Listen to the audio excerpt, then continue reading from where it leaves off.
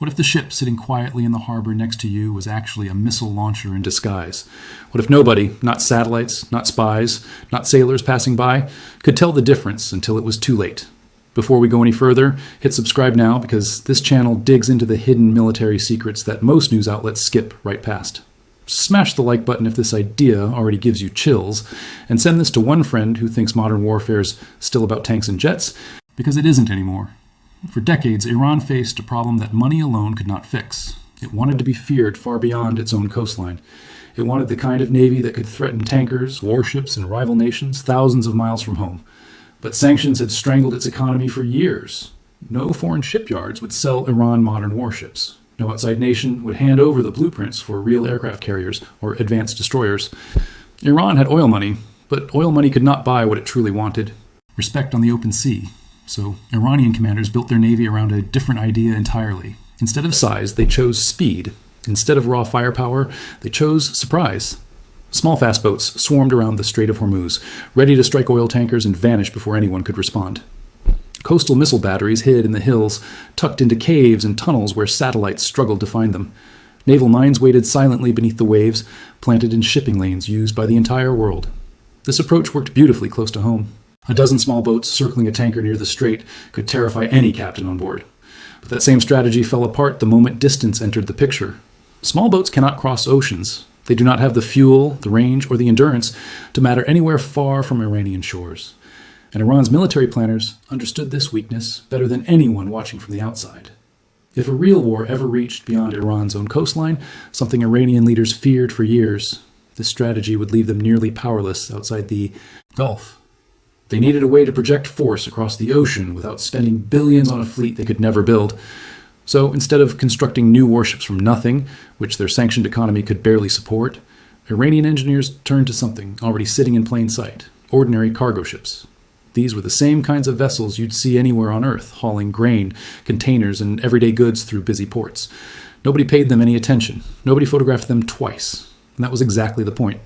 Iran began quietly buying old commercial ships and converting them piece by piece into floating military platforms hidden inside completely ordinary hulls. One of the earliest ships to prove this idea worked was purchased in 2023. It began its life as a state-run container carrier named Sarvan, nothing special, nothing threatening. Iran's naval forces bought it, renamed it Shahid Mahdavi, and quietly transformed it into something the world had never really seen before.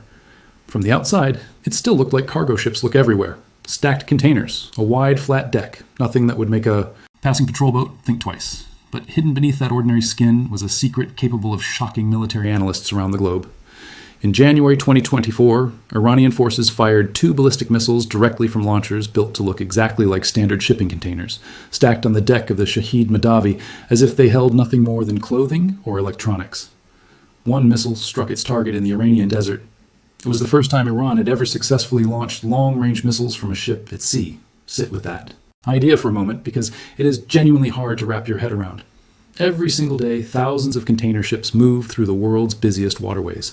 Nobody inspects every box on every deck. Nobody can. There simply is not enough time, staff, or resources anywhere on Earth to check them all. Container ports process millions of boxes a year, and even the most advanced scanning systems only spot check a small fraction of them. Iran understood this weakness in the entire global shipping system and built a weapon specifically designed to hide inside it. Think about what that really means for a moment. Somewhere in the Gulf, an ordinary-looking freighter could pass within sight of a warship, a tanker, or a fishing boat, and none of them would ever know they were sailing next to a missile battery. That is not just a clever trick. That is a complete rewrite of how naval threats are supposed to work. For as long as humans have fought wars at sea, warships looked like warships. Guns on the deck, radar towers, gray paint and sharp angles built for combat. Iran threw that entire rulebook away and replaced it with something almost boring to look at. And boring, it turns out, can be far more dangerous than anything covered in weapons. The missile used in that test was identified by analysts as a Desval, a medium-range ballistic missile capable of traveling hundreds of miles at incredible speed. Housed inside a standard 40-foot shipping container, it gave Iran something no coastal missile battery could ever offer: unpredictability. A missile fired from a fixed base on land can be mapped, tracked, and eventually destroyed by an enemy who knows exactly where to look. A missile fired from a cargo ship that looks like every other cargo ship in the region is an entirely different kind of threat.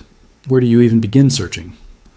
This wasn't a lucky accident either. It was the result of years of patient engineering, built specifically to exploit a gap that traditional militaries had never needed to worry about before. A gap between what a nation can afford to build and what a determined engineer can quietly hide inside something already sailing the seas. And once Iran proved the concept actually worked, they didn't stop there. They went bigger, and in some ways, far bolder. In 2025, the Islamic Revolutionary Guard Corps Navy unveiled a second converted vessel, this one designed for an entirely different purpose. Where the Shahid Madavi hid missiles, this new ship hid something even stranger, an entire miniature air force. Named Shahid Bagheri, this vessel started life as an enormous commercial container ship, stretching well over 200 meters from bow to stern. Iranian engineers spent more than 2 years reshaping it, adding a ski jump style ramp on its deck, almost identical in concept to those found on Soviet-built aircraft carriers. Iranian officials described its capabilities with genuine pride. They claimed it could carry dozens of drones, launch fast attack boats directly from open water, and remain at sea for extended deployments without ever returning to port. It reportedly carried air defense systems, radar equipment, and quarters built for long-term missions far from Iranian shores, including living space for a crew that might spend months away from home at a time. To anyone watching from the outside, this wasn't just a converted cargo ship anymore. This was a mobile floating base, capable of extending Iran's reach into waters its regular navy could never touch on its own. Now picture the full picture forming. One ship hiding missile launchers disguised as cargo boxes, another hiding an entire drone air force disguised as a commercial hull. Together, these two vessels represented years of secretive planning, a completely new doctrine built from nothing but ingenuity and desperation. For the first time, Iran had a way to threaten targets far beyond its own coastline while hiding in plain sight the entire time. Military analysts around the world took real notice of this idea, and not just because of what it meant for Iran specifically. Converting a cheap, second-hand commercial hull into a functioning missile platform or a drone carrier costs a tiny fraction of what it takes to build a real warship from scratch. Several observers pointed out that other cash-strapped nations facing their own sanctions or budget limits could look at Iran's approach and try to copy it themselves. If a decades-old container ship bought for a modest sum could be turned into a weapon capable of striking targets hundreds of miles away, then almost any nation with a coastline and a bit of patience could theoretically attempt the same trick. That is a genuinely unsettling thought for anyone responsible for defending open water, because it means the next hidden threat might not come from a well-known military power at all. It could come from anywhere. If this story has already surprised you, drop a comment right now telling me which idea unsettles you more, the hidden missile launcher or the hidden drone carrier. I genuinely want to know before we continue, because what happens next to both of these ships is where this story turns from clever engineering into a lesson about how fast modern war can move. Late February 2026 changed everything. Tensions between Iran, Israel, and the United States had been simmering for months, but the spark that finally ignited open war came on February 28th, when Iran's supreme leader, Ayatollah Ali Khamenei, was killed in the opening strikes of a coordinated campaign. The United States gave its operation an official name, Operation Epic Fury. Its stated goals were direct: destroy Iran's missile arsenal, dismantle its navy, end its nuclear program, cut off its support for armed groups across the region. Israel launched its own parallel campaign at nearly the same moment, striking thousands of targets within the opening hours alone. Command centers, intelligence facilities, and security headquarters were hit first, aimed at crippling Iran's ability to organize any coordinated response before the shock even had time to register. These two campaigns were not identical, but they moved in near-perfect coordination, both racing to cripple Iran before its forces could fully mobilize. Within hours of the operation beginning, American military planners had already identified their highest value naval targets, and both of Iran's secretly converted ships sat near the very top of that list. This wasn't guesswork. Years of satellite surveillance, intelligence gathering, and quiet observation meant the United States already knew exactly where these ships were docked, and exactly what they represented. That is honestly the part of this story people underestimate the most. Iran spent years building disguises meant to fool casual observers, passing sailors, commercial shipping databases, ordinary satellite passes that scanned thousands of vessels without stopping to study any single one closely, but a full-scale intelligence apparatus, one dedicated specifically to tracking a single adversary for years at a time, does not work the same way a casual glance does. Every port call, every unusual crane movement, every strange piece of equipment welded onto an otherwise ordinary hull gets logged, cross-referenced, and studied. The disguise that fools the world does not have to fool the one nation spending years watching it specifically. And that is exactly why, when the moment finally came, both ships were found and destroyed almost immediately, not after weeks of searching, but within the opening hours of the very first day. The Shahid Bagheri, Iran's prized drone carrier, was struck within hours of the opening strikes. Days later, Admiral Brad Cooper, the commander overseeing the entire region, stood in front of reporters and described what had happened. He said the ship was roughly the size of a World War II-era aircraft carrier, and as he spoke, it was actively burning at anchor. Central Command released drone footage showing the vessel drifting, powerless, and visibly damaged, smoke pouring from its deck. Independent groups tracking the destruction through satellite imagery separately confirmed that the missile ship, the Shahid Madavi, was destroyed in that very same home port during those same opening days of the war. 2 ships, each representing years of secretive engineering and billions of dollars worth of strategic ambition, gone within roughly the same 72 hours. In the chaos of those first days, something else happened worth pausing on, because it shows exactly how confusing early wartime claims can become. Iranian state media began circulating reports claiming their forces had struck and sunk a major American aircraft carrier, the USS Abraham Lincoln, in direct retaliation for Khamenei's death. The United States moved quickly to shut that claim down. Officials stated plainly that Iranian missiles had not even come close to the carrier, and that it continued launching aircraft in active support of the ongoing operation throughout the entire campaign. That single moment holds a genuinely important lesson for anyone following a conflict like this one.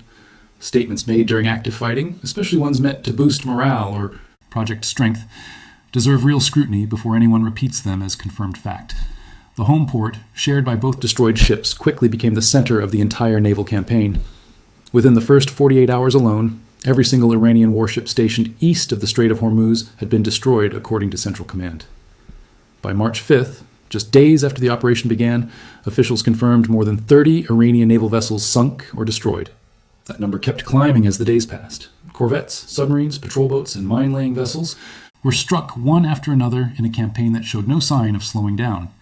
Alongside the naval strikes, American bombers hit nearly 200 targets deep inside Iran within just 72 hours, including sites near Tehran itself. B-2 stealth bombers dropped dozens of 2,000-pound bombs on buried ballistic missile launchers, aiming to strip Iran of its ability to strike back in any meaningful way. According to Iran's own Joint Chiefs, ballistic missile launches from Iranian territory dropped by more than 80% within the first days of the campaign, and drone attacks fell by a similarly staggering margin. If you have made it this far, this is exactly the kind of detail most channels skip right past. So do me a favor and tap that thumbs up before you keep going. It genuinely helps more people find breakdowns like this one instead of shallow headlines that never explain the full picture. Here is something worth understanding clearly, because it changes how you should think about this entire story. Losing these 2 ships was not like losing a couple of mass-produced patrol boats that a shipyard could replace within months. The Shahid Bagheri alone took more than 2 years to convert from an ordinary container ship into a functioning drone platform. It had barely been in active service for a year before it was destroyed, and defense analysts noted that no confirmed combat drone operation had ever launched from its deck before it burned. The Shahid Madavi's hidden missile system had only been demonstrated once in a live fire test, more than 2 years before the ship itself was destroyed at anchor. Rebuilding either capability from scratch, under wartime conditions, under crushing sanctions, while under constant pressure from 2 capable militaries, is an entirely different problem than replacing a lost patrol boat off an assembly line. Iran had spent nearly a decade developing this doctrine, testing it, refining it, and slowly convincing skeptical commanders that hidden ships could actually change the balance of power at sea. In a matter of days, its 2 most advanced expressions of that doctrine were gone. There is also a symbolic weight to this loss that goes beyond pure military math. Naval analysts covering the strikes pointed out that destroying the drone carrier specifically did more than remove 1 large ship from Iran's fleet. It stripped the Revolutionary Guard's navy of a platform built specifically to extend its reach far beyond its own coastline, a vessel designed to complicate tracking for American and Allied forces operating anywhere nearby, and a mobile offshore base for unmanned systems that would have remained useful even if Iran's land-based drone facilities came under separate attack elsewhere. It also erased a ship that carried real symbolic meaning for a military force that had spent decades defining itself in direct opposition to American carrier power, while quietly trying to build its own miniature version of that same idea on a fraction of the budget. But it's also important to be honest about what these strikes did not accomplish. Destroying these 2 vessels did not eliminate Iran's broader asymmetric naval capability entirely. Iran still retained other converted ships, including an earlier expeditionary base vessel and a converted tanker capable of long-range deployments.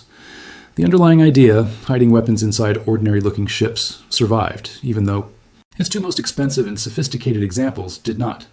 Analysts were careful to frame these losses as a devastating setback to Iran's naval ambitions, not the complete end of the concept itself.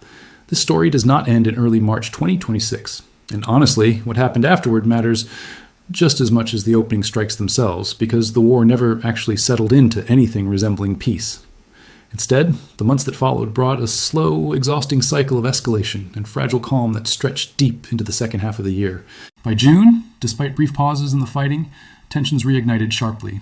A drone strike hit a cargo ship passing through the Strait of Hormuz, an attack Iran framed as retaliation for earlier American strikes. The United States responded within a day, hitting Iranian missile and drone storage sites along with coastal radar installations. President Trump stated publicly that the drone attack had violated an interim understanding both sides had been working toward, an agreement meant to slowly reopen the strait and wind the war down. Iran's Revolutionary Guard responded by striking several targets it claimed belonged to American forces in the region, though it offered few specific details about what exactly had been hit. The cycle repeated itself more than once over the following weeks. Strikes, counterstrikes, brief quiet periods, then renewed violence, each round chipping away at any real progress toward a lasting ceasefire. By midsummer, the conflict escalated again in an even more serious direction. Iran's Revolutionary Guard formally announced it was closing the Strait of Hormuz entirely, after claiming it fired a warning shot at a vessel, using an unauthorized route through the waterway. The United States insisted publicly that the strait remained open despite Iran's declaration, and responded with additional strikes of its own. Just before that closure announcement, Iran's Navy had already attacked a foreign-flagged cargo ship inside the strait, leaving significant damage, and at least one crew member missing, which prompted the United States to strike Iran for the third time within a single week. It was a stark reminder that even after losing its two most advanced converted warships in the opening days of the war, Iran still had enough tools left: mines, coastal missiles, small boats, and sheer willingness to disrupt one of the busiest waterways on the planet whenever it chose to. The Strait of Hormuz itself became its own kind of battlefield, separate from the direct clashes between Iran and the United States. Commercial shipping traffic through the strait dropped by roughly 80% at points during the conflict, according to tracking data monitoring vessel movement in the region. Oil prices climbed sharply as a result, a stark reminder that a war centered around a handful of ports and one narrow waterway can ripple outward into the entire global economy almost overnight. Think about how strange that really is. Two ships, hidden inside ordinary-looking hulls, sunk within the opening days of a war, and somehow that single event helped set off a chain reaction that pushed gas prices higher for people who had never even heard of the Strait of Hormuz before. Wars fought over hidden weapons and disguised warships do not stay contained to the region where they happen. They reach into fuel prices, shipping schedules, and grocery bills thousands of miles away, touching lives that have absolutely nothing to do with Iran, Israel, or the United States. Diplomats from several nations in the region attempted to broker a lasting solution more than once, including proposals to fully reopen shipping lanes through the strait on a permanent basis. But those efforts repeatedly stalled. Negotiating teams could not always secure approval from leadership back home, and talks that seemed close to a breakthrough 1 week would collapse entirely. The next after a new strike reignited tensions all over again. By the middle of the year, American officials stated publicly that no formal talks were actively underway, even after earlier signs suggested a quiet back channel of communication had briefly existed between both sides. If you want the fuller picture of exactly how this entire war started and everything that happened in between, subscribing now means you will not miss the next update the moment new details are confirmed, rather than finding out days later after everyone else already moved on. Stepping back from the day-by-day chaos, it's worth asking why this one home port became the absolute center of the entire naval campaign in the first place. This port sits near the narrowest strategic choke point in the entire region, controlling access alongside the Strait of Hormuz, through which a massive share of the world's seaborne oil trade passes every single day. For decades, it functioned as the heart of Iran's naval ambitions, the place where its most experimental and valuable vessels were built, converted, tested, and based precisely because of how close it sits to that critical waterway. That's exactly why American and Israeli military planners treated this location as an urgent priority from the very first hours of the operation. Every vessel destroyed during those opening days either called this port home directly or was operating somewhere in its immediate vicinity when it was struck. Removing Iran's naval capability at this single location wasn't just about counting destroyed ships for the sake of a scoreboard. It was about denying Iran the ability to threaten one of the most economically vital waterways on the entire planet, at least for as long as the campaign continued. That underlying strategic logic helps explain why, months later, the fight over the strait reignited in almost exactly the same form. The drone strikes, the warning shots, the renewed threats of closure. Because even after the opening strikes gutted much of Iran's most advanced naval hardware at that one port, the underlying geography of the region never changed at all. Iran does not actually need an intact, technologically sophisticated navy to threaten shipping through the Strait. What it primarily needs is mines, coastal missile batteries, and a willingness to actually use them, all of which are far cheaper and far faster to rebuild than a converted expeditionary sea base ever could be. That's a huge part of why this conflict, even after such a devastating opening blow against Iran's most prized and expensive vessels, never actually settled into a lasting peace, and why the world kept watching that narrow strip of water nervously for months afterward. What really stands out about this entire story, once you lay it all out from beginning to end, isn't really the explosions, the dramatic footage, or even the confirmed numbers of destroyed ships. It's the underlying idea itself. A nation living under some of the heaviest sanctions on Earth, without the industrial base to build a real aircraft carrier or conventional deep-water navy, found a way to hide an actual ballistic missile battery inside what looked from every angle like ordinary shipping containers, and sailed it out in plain sight for years, before anyone finally found it and destroyed it. Whether you see that as a genuinely clever low-cost strategy for a sanctioned military trying to project power far beyond its means, or as a reckless gamble that ended up getting two of the country's most expensive and irreplaceable naval assets destroyed within the opening days of a war, really depends on how you personally weigh deterrence against exposure. And honestly, that's not a question with an obvious right answer. It's genuinely worth sitting with. So here's what I actually want to know from you before this video ends. Do you think disguised, commercially converted warships like the ones Iran built represent a smart, low-cost path for a sanctioned military trying to project real power? Or does hiding something this valuable inside a slow, vulnerable commercial hull just make it easier for a determined enemy to find and destroy it in a single opening strike? Exactly the way it happened here. Type your honest answer in the comments, because the debate over asymmetric naval strategy versus traditional military deterrence is not going away anytime soon, and this almost certainly will not be the last time we see some navies somewhere in the world try this exact same trick again. Months of continued fighting, tanker attacks, blockade threats, and fragile diplomatic efforts all trace back to a single decision made in the opening hours of this war. The decision to hunt down and destroy two ships that took years to build and represented a strategy nearly a decade in the making. Understanding how a handful of secretly converted cargo ships helped shape half a year of continued conflict across an entire region tells you something important about modern warfare in general. Sometimes the most dangerous weapon in the world is not the biggest one, and it is not the most expensive one either. Sometimes it's the one nobody was even looking for, right up until the moment it's already gone, burning at anchor in the same port it called home for years, found and destroyed in a matter of hours after hiding in plain sight for so long that everyone had simply stopped looking. And maybe that is the real warning buried inside this entire story. Not just for Iran, but for every nation quietly experimenting with disguised weapons hidden inside ordinary-looking ships, trucks, or shipping containers, moving through the world every single day. Hiding in plain sight only works until the day someone with enough patience, enough intelligence gathering, and enough motivation decides to actually look closely. On that day, years of careful engineering, secrecy, and planning can disappear in a matter of hours. The very disguise built to offer protection becomes the thing that gets discovered first. Because everyone assumes the real threats look dangerous, and almost nobody expects danger to look boring. That is the real story here. Not just what Iran built, but how quickly even the most carefully hidden weapon in the world can be found the moment someone finally decides to look hard enough. Thank you for watching all the way through this one. If this kind of deep, careful breakdown is what you come here for, subscribe now, because the next chapter of this story is still being written, and you will want to see it the moment it's confirmed.